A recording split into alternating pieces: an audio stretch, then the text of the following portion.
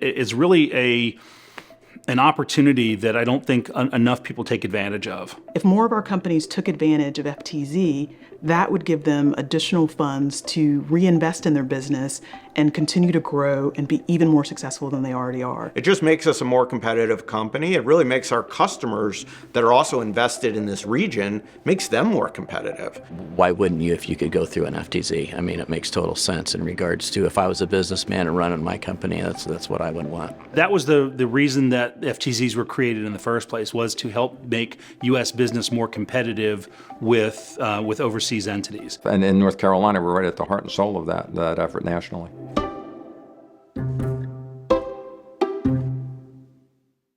FTZ 93 currently encompasses 15 counties, so we stretch as far north up to the Virginia border and as far south as Sampson County. Foreign trade zone is pretty much the United States equivalent of what they call a free trade zone internationally. Companies that are here in the U.S. that want to compete with these international companies are allowed to import goods and not pay tariffs, taxes, duties, and so on those products until they would actually sell them or ship them out. A foreign trade zone can be a property, a warehouse, a distribution center, manufacturing center that's considered outside of U.S. territory for commerce purposes. That allows users to defer, reduce, and/or eliminate duties on their product that's imported and exported. Deferment of the taxes is essentially where the operator does not have to pay the taxes on the import until it leaves the zone, and so they can hold on to that product within that zone for as little or as long as they'd like to. First thing is anything that comes in the United States, as soon as it hits, you're going to pay customs for duties, taxes that are due. If you're not going to sell that product for 3 months, and then what if you give your customer 30 days, 60 days credit? All of a sudden you're 120, 150 days out of pocket on what you've spent with US Customs versus when you're actually going to use or sell that product. So you still owe the money. You're still going to pay the money. It's just about pay it when you use it versus pay it months in advance.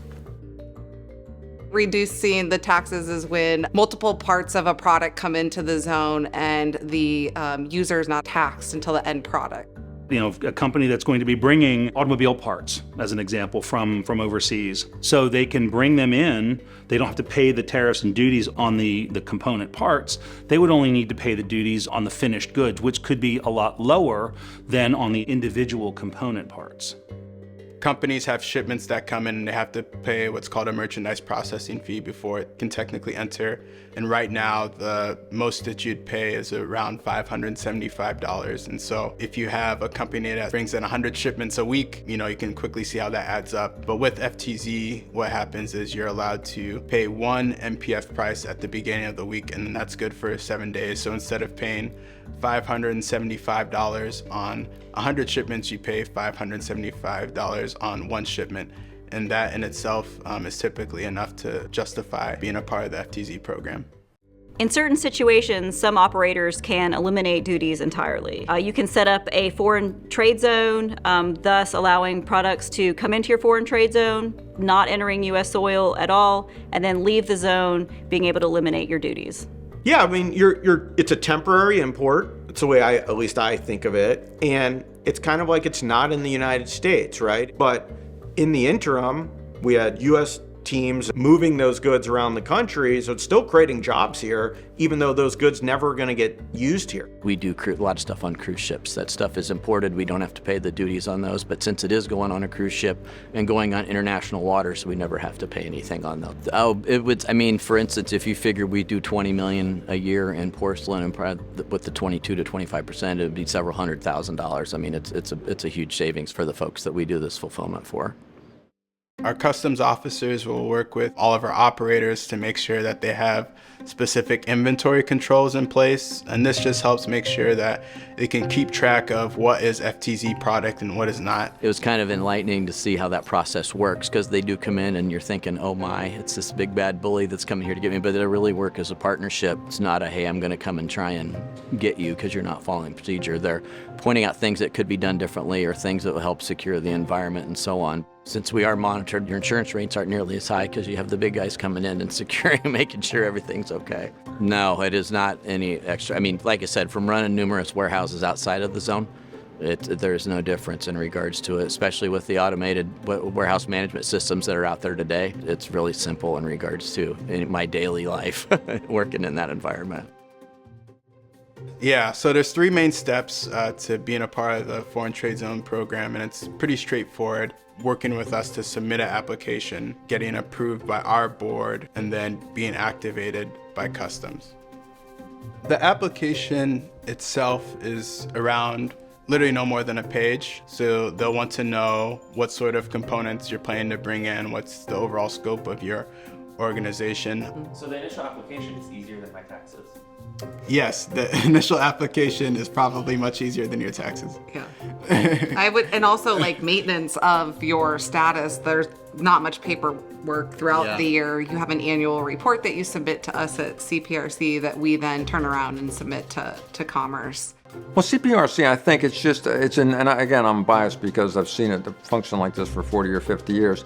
They always want to know, how can we help? So they're always at the cutting edge, and not every governmental entity is like that. Central Pines is a planning organization that's really going to work to make sure that we are making long-term decisions that benefit all of the various governments as a region. So one of the things that I appreciated about the FTZ group is that we were always able to help make connections. We sort of go around the region.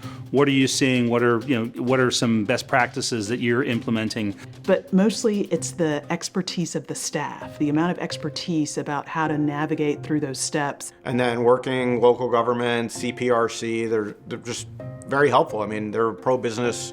They want everybody to succeed. If you think about the Research Triangle region, and because of the Research Triangle Park, you've had that kind of history. We've always been very welcoming to international investment.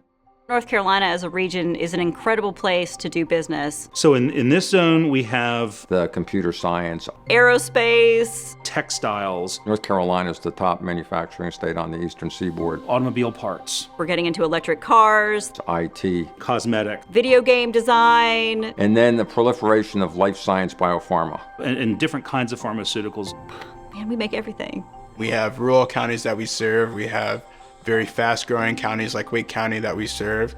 It is a place that's filled with phenomenal universities, phenomenal talent. So, and that's what's continued to grow. Even during the pandemic, we had a dozen announcements from Fortune 500 companies investing capital here. It's just a great location. It works well for us. You know, we have ports throughout the East Coast that if we're importing back to like an FTZ are very close by. We have a large enough airport at RDU, and our interstate system is fantastic. So you can get goods to customers throughout the country really quick. The weather is a lot better in regards to logistics, trucking companies. Well, from a personal perspective, we're 2 hours from the beach and we're 3 hours from the mountain. We still have land. We still have green spaces. Is this a good place to live as well as a good place to work? It is going to be a place that is going to be able to grow with you, and it's going to be able to support the types of employees that you're going to want to have in your company. I think our jobs as local officials are to figure out how do we create an environment to be as welcoming as we can to folks that want to come here and companies that are already here to be able to succeed, to thrive. The Foreign Trade Zone is one great tool for the toolbox to be able to do that. We want businesses in the area to know that we're open for business and that we have opportunities. We can help them solve some of their business problems, take cost out of their business, and allow that to be reinvested. And a good CEO is going to be cognizant of that. And I would say jump in. Once you understand the risk of something, which I would say this is pretty risk-free, jump in, because you never know what's going to propel your business, or a customer is going to call you a few months later and say, we have this huge program, you're not cost competitive, and actually, it needs to actually get to Mexico. Imagine you're in the FTZ. You can win that business. But if you never jump in, then you're going to be like, well, I might be able to get into the FTZ, and then I might be cost competitive. Guess what? Your competitor already took the program. It's important for companies to be more strategic about how they manage their expenses, and FTZ represents an opportunity to be a little smarter about how they're spending their dollars.